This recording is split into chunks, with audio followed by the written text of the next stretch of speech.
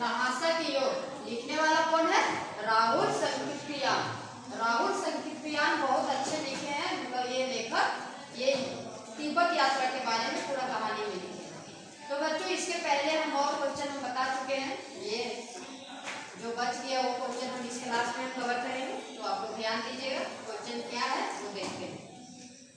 अपनी यात्रा के दौरान लेखक को किन किन कठिनाइयों का सामना करना पड़ा था? ठीक है, लेखक जब तिब्बत यात्रा कर रहे थे उस समय लेखक को किन किन परेशानियों का सामना करना पड़ा था वो हम लोग देखते हैं। देखिए, अपनी यात्रा के दौरान लेखक को नेपाल तिब्बत ऊंचे बर्फीले खतरनाक रास्तों से गुजरना पड़ा था। और तिब्बत जाने का एक ही रास्ता, ठीक है। इन रास्तों में उन्हें अनेक परेशानियां भी झेलनी पड़ी थी। डांडा थोदला एक जगह का नाम है, रास्ता सबसे खतरे की जगह थी। वहां पे रास्ता जो था सबसे खतरे की जगह थी। 16-17 हजार फुट की ऊंचाई पर कई कई मीलों तक कोई गांव ना था। मतलब कि 16-17 हजार फुट की ऊंचाई पर कई मीलों तक कोई गांव ना था। वो जगह पूरा सुनसान निर्जन रास्ता पर उन्हें न केवल लूटने पीटने का भय था, केवल वहां पे लूटने पीटने का भय था, डर बना था, अपितु डाकुओं के चंगुल में फंस कर मौत का भी केवल भय था। मतलब ये क्या बोल रहा है कि वहां पे डाकुओं के चंगुल में फंस कर मौत का भय भी था। डांडे पहले हिमालय के हजारों सफेद नंगे बर्फीला शिखर थे, जिन पर कोई हरियाली ना थी। मतलब बर्फीला एक शिखर था, वहां पे कोई भी हरियाली ना थी। सुबह 10-11 बजे शरीर झुलसा देने वाली धूप पड़ती थी। मतलब कभी कभी ऐसा होता है ना, धूप इतना तेज पड़ता है कि आदमी धूप से परेशान हो जाता है, और पीछे साइड से उतनी ही मतलब कि ठंड लगती थी। बोल रहा साय के 2 बजे तक, साय मतलब शाम के 2 बजे तक सूर्य सम्मुख होता था, ललाट पे पड़ता था, सीधे ललाट पे पड़ता था, और कंधे ठंडे हो जाते थे। जितना मतलब तेज माथा पे पड़ता, ललाट में पड़ता था, पीछे उतना ही ठंडा हो जाता था। मतलब जितना मतलब क्या बोलते हैं, जैसे ललाट होता है ना, ये ललाट जैसे जितना धूप पड़ता था उतना ही पीछे ठंडे हो जाते थे। इस प्रकार लेखक ने ऊंचे बर्फीले खतरनाक रास्ते में उनको अनेक प्रकार की कठिनाइयों को झेलना पड़ा जब वो लेखक तिब्बत यात्रा कर रहे थे।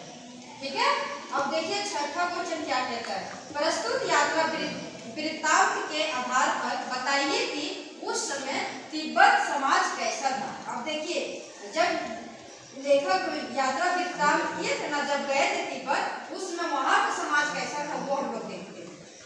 देखिए, राहुल संकीर्तियान के इस यात्रा वृत्तांत ल्हासा की ओर के आधार पर जब तिब्बत समाज के लोग विचित्र परंपरा आदि सुसंस्कृत एवं सभ्य थे। उनका समाज कृषि प्रधान थे। मतलब उनका समाज ऐसा था, कृषि प्रधान था। वहाँ पे कृषि से मतलब खेती बाड़ी का समाज रहता था।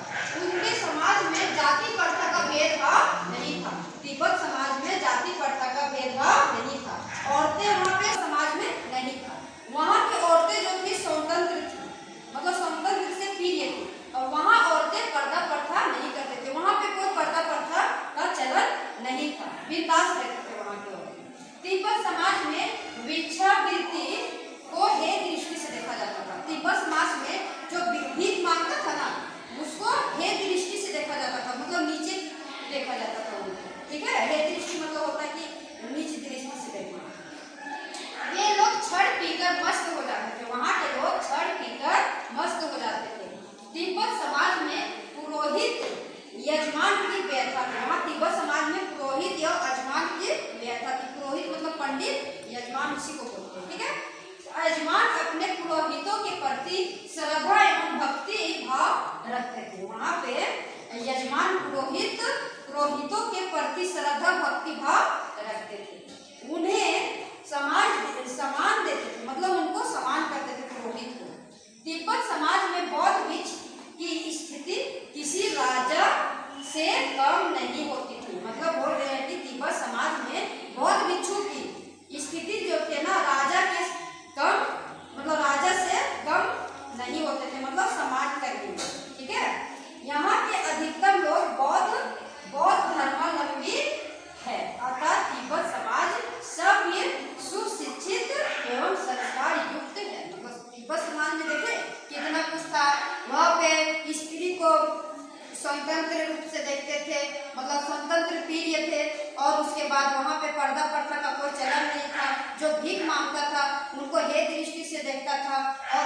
मत वही को मतलब वहाँ पे उसको वहाँ पे सम्मान देते थे, मतलब वहाँ पर वैल्यू देते थे।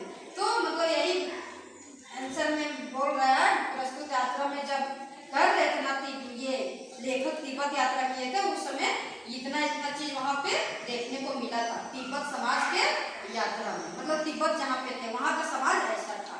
ठीक है।